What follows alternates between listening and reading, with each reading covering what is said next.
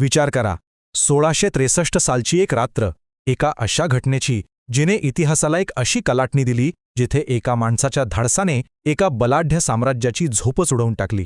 आज आपण छत्रपती शिवाजी महाराजांच्या इतिहासातील एका अशाच सोनेरी पानाबद्दल बोलणार आहोत, ज्याला आजच्या भाषेत आपण एक सर्जिकल स्ट्राईक म्हणू शकतो.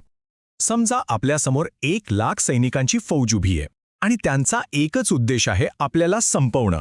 अशावेळी काय करता येईल? पारंपरिक युद्ध तर शक्यच नाही. मग ह्या अशक्य वाटणाऱ्या संकटावर मात करणार तरी कशी? याचं उत्तर आहे ना, ते युद्धात नाही तर युक्तीमध्ये दडलेलं आहे. 1,00,000 सैनिकांना हरवण्यासाठी मोठ्या युद्धाची गरज नव्हती, तर फक्त 400 मावळ्यांचा एक धाडसी छापाच पुरेसा होता. चला तर मग इतिहासातल्या या अविश्वसनीय धाडसाची कहाणी जाणून घेऊया. चला, आपण थेट त्या रात्रीच्या थरारात जाऊयात, जेव्हा लाल महालावर तो ऐतिहासिक छापा टाकला गेला होता. तारीख होती 5 एप्रिल 1663, ठिकाण पुणे. मध्यरात्रीची भयाण शांतता, पण अचानक या शांततेला भेदून किंकाळ्यांचा आवाज येऊ लागतो. मुघलांच्या छावणीत एकच गोंधळ माजतो. काही कळायच्या आतच महाराजांचे मावळे वाऱ्याच्या वेगाने शत्रूच्या गोटात घुसलेले असतात. हा हल्ला इतका अनपेक्षित होता की मुघल सैन्यात अक्षरशः भीतीची लाट पसरली होती. पण महाराजांवर ही वेळ आलीच का? थोडं मागे जाऊन पाहूया की छत्रपती शिवाजी महाराजांसमोर नेमकं आव्हान किती मोठं होतं. हे युद्ध खरं तर 2 वेगवेगळ्या विचारसरणींचं होतं. एका बाजूला होती औरंगजेबाची बलाढ्य मुघल फौज, हत्ती, घोडे, तोफा काय नव्हतं त्यांच्याकडे.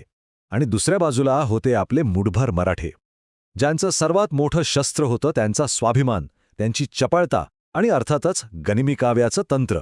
औरंगजेबाने महाराजांना चिरडून टाकण्यासाठी तब्बल 1,00,000 सैनिकांची फौज पाठवली होती. विचार करा, केवढा मोठा आकडा आहे हा. एका लहानशा राज्यासाठी हे आव्हान जवळपास अशक्यच होतं. आणि हे आक्रमण फक्त राजकीय नव्हतं, तर ते वैयक्तिक पातळीवरही महाराजांना दिलेलं एक आव्हान होतं. शाहिस्तेखानाने पुणे ताब्यात घेऊन थेट महाराजांच्या बालपणीच्या आठवणी जिथे होत्या त्या लाल महालातच आपला मुक्काम ठोकला होता. आता या प्रचंड मोठ्या आव्हानाला सामोरं जाण्यासाठी महाराजांनी एक असा मार्ग निवडला जो अभिनव होता. तो मार्ग होता त्यांच्या स्वतःच्या युद्धशैलीचा. या संकटाचा सामना करण्यासाठी महाराजांनी आपलं सर्वात प्रभावी शस्त्र बाहेर काढलं, ते म्हणजे गनिमी कावा. हे फक्त एक युद्धतंत्र नव्हतं, तर ती एक विचारसरणी होती. कमीत कमी साधनं वापरून शत्रूला त्याच्याच घरात घुसून हरवण्याची ही कला महाराजांनी सह्याद्रीच्या दऱ्याखोऱ्यातच विकसित केली होती. महाराजांनी काय केलं तर आपल्या मर्यादांनाच आपली सर्वात मोठी ताकद बनवलं. त्यांना सह्याद्रीच्या भूगोलाचं अचूक ज्ञान होतं. त्यांच्या सैन्याचा वेग प्रचंड होता. ते अचानक हल्ला करून शत्रूवर मानसिक दबाव निर्माण करायचे आणि याच तत्वांवर त्यांनी मोठमोठ्या शत्रूंनाही गुडघे टेकायला भाग पाडलं. आता ही रणनीती समजल्यावर आपण पुन्हा त्या रात्रीकडे वळूया, म्हणजे आपल्याला त्या छाप्यामागची महाराजांची बुद्धिमत्ता आणखी स्पष्टपणे दिसेल. तर पाहूया ही योजना प्रत्यक्षात कशी राबवली गेली. पहिलं पाऊल, महाराजांनी आणि त्यांच्या 400 मावळ्यांनी लग्नाच्या वरातीचं सोंग घेतलं आणि पुण्यात प्रवेश केला.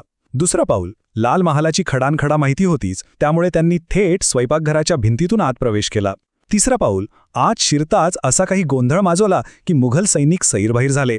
चौथं पाऊल, स्वतः शाहिस्तेखान घाबरून पळून जात असताना महाराजांनी त्याच्यावर वार केला आणि त्यात त्याची बोटं कापली गेली. आणि 5वं महत्त्वाचं पाऊल, मुघल सैन्य सावध होण्याच्या आतच मराठे रात्रीच्या अंधारात जणू काही अदृश्य झाले.